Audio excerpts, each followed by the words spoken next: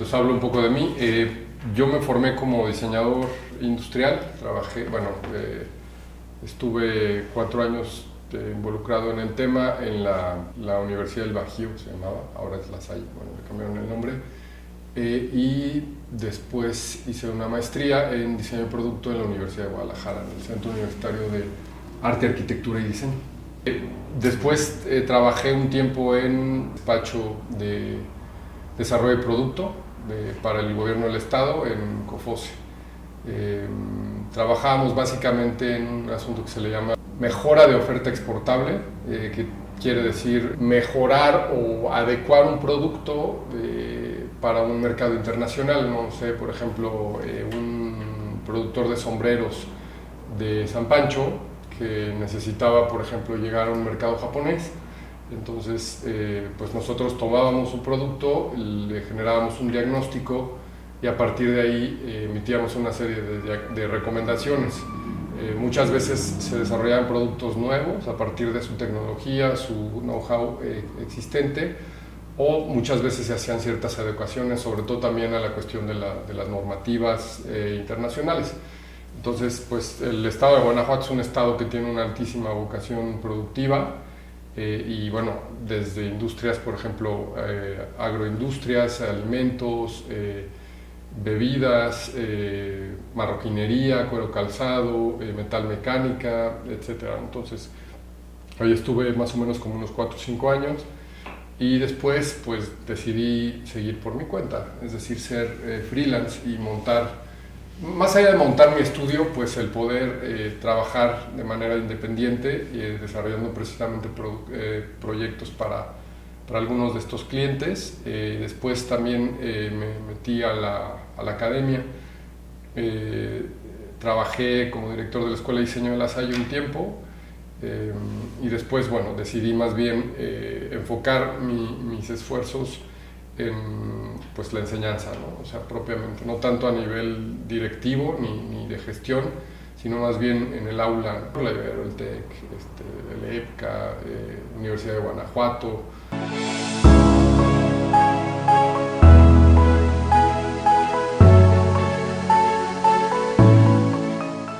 La realidad de nuestro país es que, bueno, también en términos de diseño hemos dado algunos pasos, pero todavía hay mucho camino por recorrer, ¿no? Es decir, si bien, por ejemplo, las licenciaturas, el caso de la Ibero, por ejemplo, el UNAM en la Ciudad de México, traerán 40 años por ahí de que se fundaron, pues eso habla de que ha sido un periodo corto relativamente de tiempo en la enseñanza.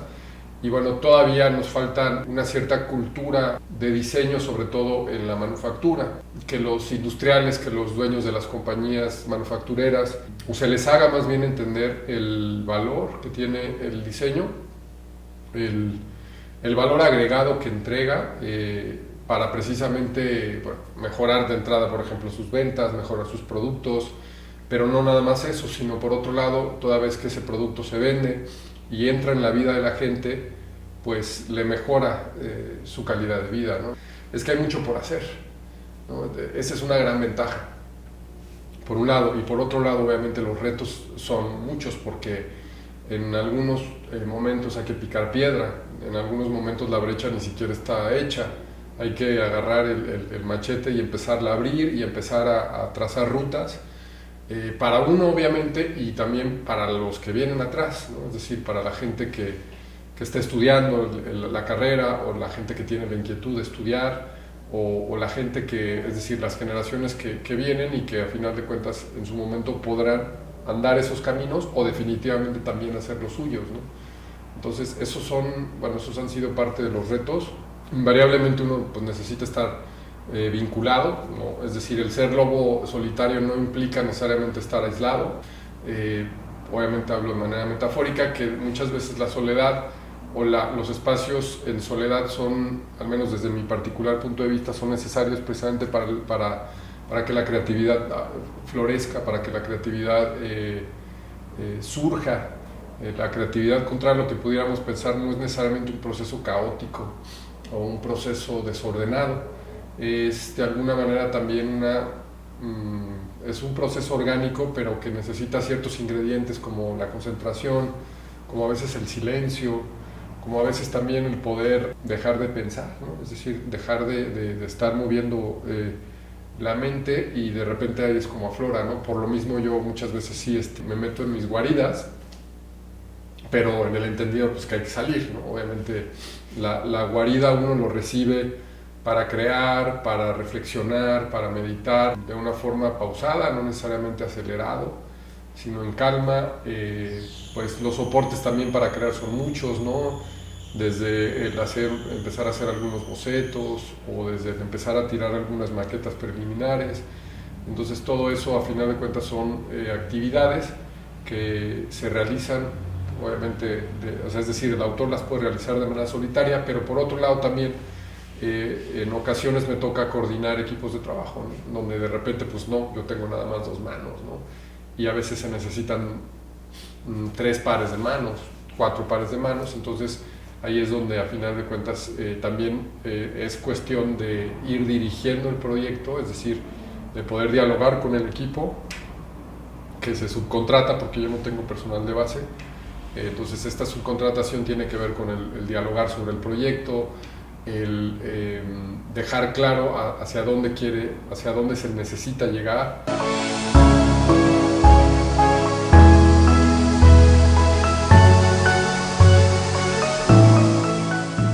Mira, yo soy lobo solitario, o sea, yo la verdad es que hay que saber trabajar en equipo, definitivamente, pero muchas veces esta cuestión del desarrollo de una oferta particular, el desarrollo de una voz propia, invariablemente exige una particularización, es decir, armar equipos, por ejemplo, a veces subcontrato gente o se tiene, por ejemplo, armada una red de proveedores con la cual obviamente nos coordinamos, o más bien me coordino para precisamente la ejecución y sobre todo el desarrollo, en este caso, de las piezas. En términos generales, conforme pasa el tiempo, el diseñador deja un poco más la parte manual, no necesariamente, pero sobre todo por practicidad, y se enfoca más en la cuestión de la idea, del concepto, de las especificaciones, y bueno, tiene tendida una red de proveedores sobre la cual descansa, bueno, más bien encomienda, en este caso, la ejecución.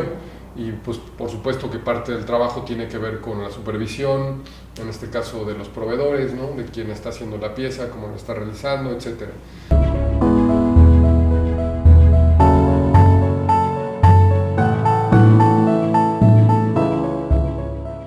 Esto es una especie de outsourcing, ¿no? Ahora, para mí es conveniente tener una estructura flexible porque generalmente mi enfoque o mi aproximación hacia los proyectos es diversa. Obviamente tengo ciertas especialidades y siempre hay una tendencia, ¿no? Hacia cometer un tipo de proyectos, pero no hay, por ejemplo, una recurrencia. No estamos hablando de que aquí, por ejemplo, soy un fabricante de lámparas, ¿no? Donde ya necesito gente que esté de base, ¿no? O sea, porque de repente los proyectos que me llegan son desde, por ejemplo, una comisión para hacer algunos juguetes, alguna serie de piezas, por ejemplo, grabados, pintura, algunas piezas de mobiliario. Entonces, generalmente a mí me gusta más bien mantener un abanico amplio de proyectos. Por lo mismo, de repente, si a mí me llega una comisión de hacer un envase, bueno, y si yo veo que lo puedo hacer yo solo, lo hago, y si no, obviamente se comisiona un tercero, ¿no? Y obviamente, claro, pues tiene que haber un pago y el crédito correspondiente, ¿no?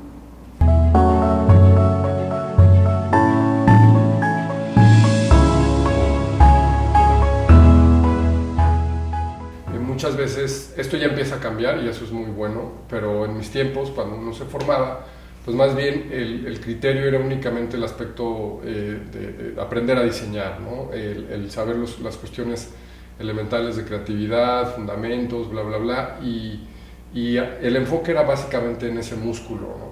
Pero por otro lado, el músculo de la gestión, de la administración, del diseño en el mundo real, pues no, o sea, es decir, no estaba inserto en las currículas académicas. Entonces uno salía con un músculo muy bien entrenado, pero con otro músculo que estaba totalmente flácido, ¿no? Y esa parte, pues obviamente se robustece, pero a partir precisamente de una necesidad, a partir precisamente de empezar a decir qué es lo que uno quiere, y desde ahí es agarrarse de principios de administración. Tampoco se trata de inventar el hilo negro, ¿no? Hay ciertos elementos como por ejemplo gastos fijos, hay ciertos tabuladores también, hay bibliografía por ahí que es muy interesante, por ejemplo hay un libro que se llama El talento no es suficiente, Talent is not enough, Business Secrets for Designers. Ese libro a mí me sigue sirviendo mucho porque precisamente te da estas pistas o estas guías, estas directrices. Por ejemplo, hay ciertos tabuladores, ¿no? Claro, está muy enfocado a lo mejor al ámbito de los Estados Unidos, pero eso también uno lo puede tropicalizar, uno lo puede adecuar al contexto. Otra parte importante es el no regalar el trabajo. Eso es muy importante, y no malbaratarlo, ¿no? Porque los gremios se tienen que fortalecer a partir precisamente del trabajo, de lo que se hace. Cuando un integrante de un gremio malbarata el trabajo, no solo se malbarata él, sino malbarata todo el gremio. Y regresando un poco a esta cuestión medular de el cómo saber hacerlo, fórmulas como tal no creo que existan, pero sí hay, repito, una serie de recomendaciones, y son principios elementales, principios de administración, principios también de tener un contador, ¿no? Que te vaya llevando los números. Si de repente uno no quiere ver con los números, bueno, hay que confiar en el contador, conocer lo elemental, y uno tampoco puede saberlo todo, eso es cierto. Lo importante no es nada más el diseñar la cosa, ¿no? Lo importante también es cómo poderla vender, cómo poderla distribuir, cómo poderla colocar, ¿no? Es decir, cómo hacer que la gente saque dinero de su bolsillo y pague por lo que tú estás haciendo. Entonces, para eso también se necesita un brazo comercial, es decir, gente que conozca métodos de distribución, gente que conozca fuerzas de ventas, cuestiones que tienen que ver con eso, para que también tú en un determinado momento, claro, sepas lo elemental, pero lo descanses con alguien que lo sabe, y tú realmente tengas tu foco en fortaleza, que es crear, ¿no? O sea, tú como diseñador, pues más bien lo que estás haciendo todo el tiempo es medianamente detectando dónde hay problemas, dónde hay oportunidades, cómo las cosas pueden mejorar, o ya tienes tu libreta y se te ocurren cosas. Entonces ese es el trabajo del diseñador, el estar creando de manera constante. Si te enfocas de repente en las cuestiones administrativas, si te enfocas en las cuestiones comerciales, pues no puedes, pierdes el foco. Por lo mismo hay que descansar esta parte, ¿no? Es decir, descansarla me refiero a delegar con alguien también subcontratado. Llega el momento en el que puede ser de base, obviamente, eso es a partir también de años de trabajo, pero eso es también parte de todo esto, ¿no? El poder consultar a quien sabe. O sea, algo muy riesgoso, muy peligroso es poner todos los huevos en una misma canasta, ¿no? Entonces, muchas veces abrir diferentes canales para poder ingresar flujo efectivo y mantener un flujo efectivo saludable, ¿no? Abrir diferentes caudales, ya sea por ejemplo con a lo mejor un giro de consultoría, otro giro por ejemplo de hacer piezas ahora sí que por comisión o por encargo, a lo mejor otro caudal de generar ciertos lotes, ¿no? O ciertas producciones bajas y venderlas, a lo mejor otro caudal de piezas de concurso, en las que estén sujetas, por ejemplo, en donde haya premios de por medio. Otro caudal incluso puede ser, ¿por qué no?, un empleado de medio tiempo, es válido. Otro caudal puede ser, claro, también las clases me sirven como una manera de poder mantener, es como andar en la bicicleta, ¿no? O sea, te tienes que mover para mantenerte actualizado, para también ubicar cuáles son las nuevas generaciones, ¿no? Qué es lo que están pensando, qué es lo que quieren, qué es lo que también necesitan, y cómo el gremio también puede fortalecerse, ¿no? Pero también las clases, y esto a lo mejor no es para todos, claro, o sea, esto no te vas a hacer millonario de dar clases, nadie, ¿no? O sea, eso no es el punto. El punto es que es una especie y es una retribución, ¿no? En este caso al gremio, y eso también ayuda. Y por ejemplo hay otros caudales que también de manera directa o indirecta le funcionan, en este caso al diseñador, como el trabajo pro bono. El trabajo pro bono no quiere decir un trabajo gratuito o un trabajo que se regale, quiere decir un trabajo que tú estás dispuesto a dar sin recibir pecunia o dinero a cambio. O sea, es decir, si tú tienes un talento y de repente ves que puede haber a lo mejor un cierto sector desfavorecido, un cierto sector socialmente vulnerable, o una causa, una fundación, tal, y tú estás en la disposición de manera voluntaria hacerles un proyecto, ¿no? A lo mejor no un proyecto muy grande, ¿no? Que no te ocupe mucho tiempo, pero sí un proyecto en el que le puedas dedicar 2 horas a la semana y tú lo des, ese trabajo también tarde o temprano te retribuye, ¿no? O sea, no en pesos ni centavos, pero en muchas otras maneras.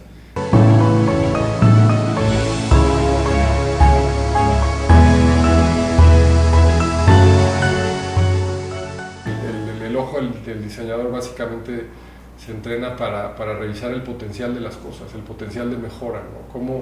Cómo las cosas, las situaciones, las experiencias pueden ser mejores, ¿no?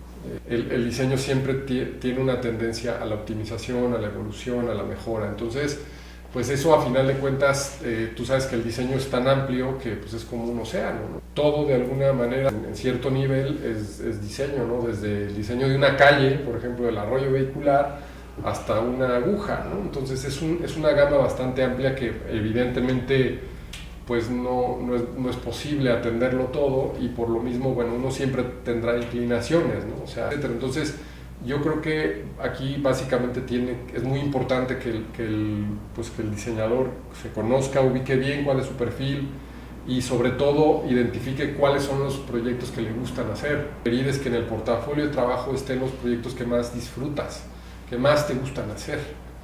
¿Por qué? Porque de repente si pones tu mejor proyecto, puede ser que ese mejor proyecto haya sido obviamente por una imposición del profesor o por lo que tú quieras, y no necesariamente haya sido una cosa que hayas disfrutado y que te haya realmente gustado mucho.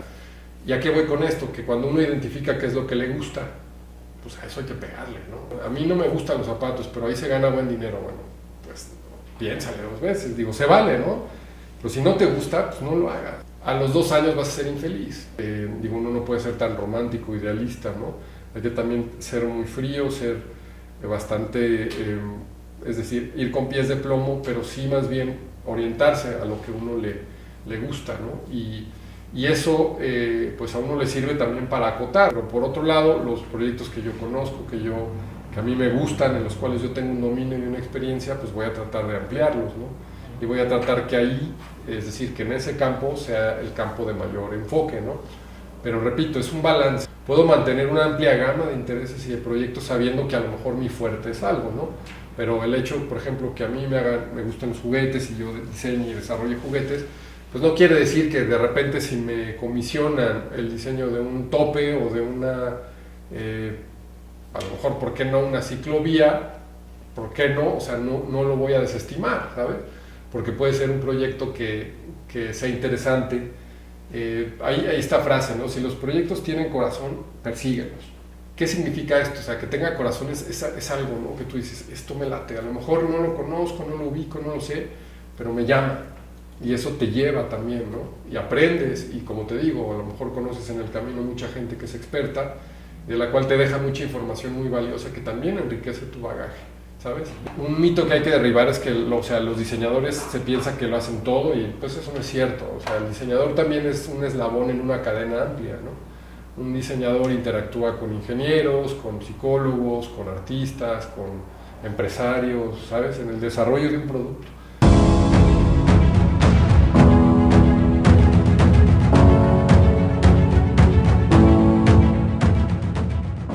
Esa es muy buena pregunta. Mira, yo la primera recomendación que les podría hacer a los jóvenes que se están formando, a los diseñadores que están formando, es que entren a trabajar lo más rápido posible, de lo que sea. O sea, saber trabajar. Saber trabajar es algo muy importante. El mantener un roce o un contacto directo con la ciudad. ¿Por qué con la ciudad? Porque a final de cuentas, pues de entrada es el útero, ¿no? Que te contiene, que te contuvo, que te está conteniendo y que te va a seguir conteniendo. Entonces hay que conocer la ciudad. Es el terreno que estás pisando. ¿Por qué conocerla? Porque en la medida en la que uno se involucra con la ciudad, empieza a detectar oportunidades, empieza a detectar problemas, empieza a ver en cómo se pueden mejorar las cosas. Y ahí hay oportunidades, ¿sabes? O sea, el diseño no es nada más hacer una cosa linda y venderla. O sea, el diseño es tener un enfoque integral, es tener una visión macro del territorio, de la gente, el aprender a trabajar rápidamente en el primer semestre, si es que se pueda, o en el segundo, combinarlo, obviamente estoy hablando de un trabajo de medio tiempo, o de repente trabajar en los veranos, pero trabajar. O sea, si tú buscas un trabajo de entrada, que tampoco está mal, ¿no? Para agarrar experiencia, muy seguramente te va a preguntar si sabes trabajar o si has trabajado en algo, en lo que sea, desde lavar platos hasta dibujar planos en AutoCAD. Pero lo importante es aprender a trabajar para formarse en una disciplina, para tener una serie de cierto rigor, una estructura, ¿me explico? Un compromiso con algo. Pero por otro lado también está muy bien que tú aprendas de manera rápida a tú empezarte a conseguir tus cosas, empezarte a conseguir tus recursos. ¿Me explico? Empezar a granjearte a la gente, empezar a conocer a la gente, empezar a salir de tu zona de confort, de los lugares que conoces, de la gente con la que siempre interactúas, y empezar a romper esas cápsulas, empezar a romper esas burbujas y poder empezar a ingresar a otros mundos, ¿sabes? Porque eso lo que hace es que puedas tú madurar, es decir, no estar siempre en el mismo lugar, con la misma gente y haciendo lo mismo. Salir de la zona de confort, eso no es fácil. O sea, no nos gusta movernos de la zona de confort, no, nos da miedo salir a lo desconocido, eso es natural, pero tarde o temprano hay que hacerlo.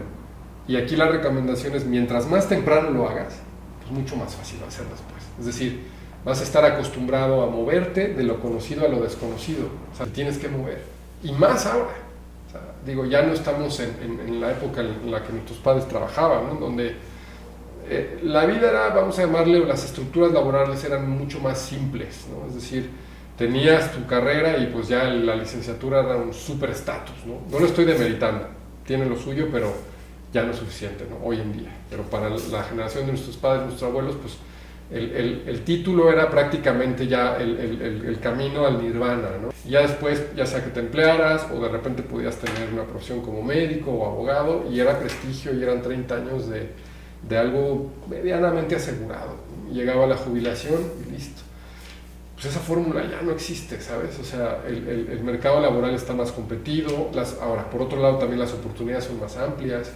Los chavos cada vez tienen más recursos de todo tipo, y eso también está muy bien, porque eso quiere decir que las cosas se enriquecen, ¿no? Entonces, por lo mismo, por esta dinámica, pues hay que tener esta facilidad para poder brincar o salir de lo conocido a lo desconocido, como un aprendiz en un estudio de arquitectura, como aprendiz en un estudio de diseño, lo que tú quieras, pero aprender a trabajar, el poder llegar, aprender a checar tarjeta a una hora, aprender a tener la humildad de que si uno le mandan a sacar copias, uno lo hace, a aprender a saber interactuar, saber recibir órdenes, porque en la medida en la que uno sabe recibir órdenes, el día de mañana las va a saber dar órdenes, ¿sabes? Entonces, el trabajo ennoblece mucho, enaltece mucho, y mientras más rápido uno aprenda a trabajar, eso ayuda muchísimo. Y ojo, no estoy diciendo que se brinquen al trabajo y descuiden la escuela, ¿no? Lo que estoy diciendo es que mezclen, porque eso les va a dar muchas tablas, mucha cancha. Es muy natural que cuando uno termina la carrera uno se llena de pavor, ¿no? Porque sí, ¿qué voy a hacer ahora? Eso pasa cuando no te has metido a la alberca, ¿sí? O sea, dices, híjole, pues es que no me he metido, ¿no? Pero ya cuando te metiste a la alberca, a lo mejor al segundo semestre, que sí, si tú quieres, a lo mejor estaba bien fría y tú ni siquiera estabas listo, pero no importa, ya te metiste. Te aventaron a la alberca, no sabes nadar, pues muévete. Me explico, muévete y haz lo que tengas que hacer para que puedas salir a flote y puedas moverte, ¿no? Y así, a final de cuentas, vas agarrando pues, callo, ¿no? Como se le dice, o experiencia. Entonces, por otro lado, aprovechen sus horas de taller y su infraestructura de taller. O sea, eso es de verdad, o sea, eso no tiene precio. O sea, aprovecha las horas máquina que puedas tener, aprovecha los materiales que se te den ahí, si es que se te dan, aprovecha a los guías que se tienen en taller, ¿no? El saber hacer con las manos, el saber cortar, el saber esmerilar, lo que tú quieras, porque eso, claro, ya cuando sales, pues no es como que lo tienes tan fácil, ¿no? O sea, claro, tú lo puedes hacer y todo esto, pero siempre el espacio de taller es fundamental, ¿no? ¿Por qué? Porque los diseñadores no hablan nada más de ideas, o sea, estas ideas las tienes que construir, las tienes que elaborar, las tienes que cimentar en algo material, y pues el taller es el espacio, tú sabes que por excelencia para hacer eso, ¿no? Entonces pues aprovechen sus máquinas, o sea, aprovechen sus máquinas.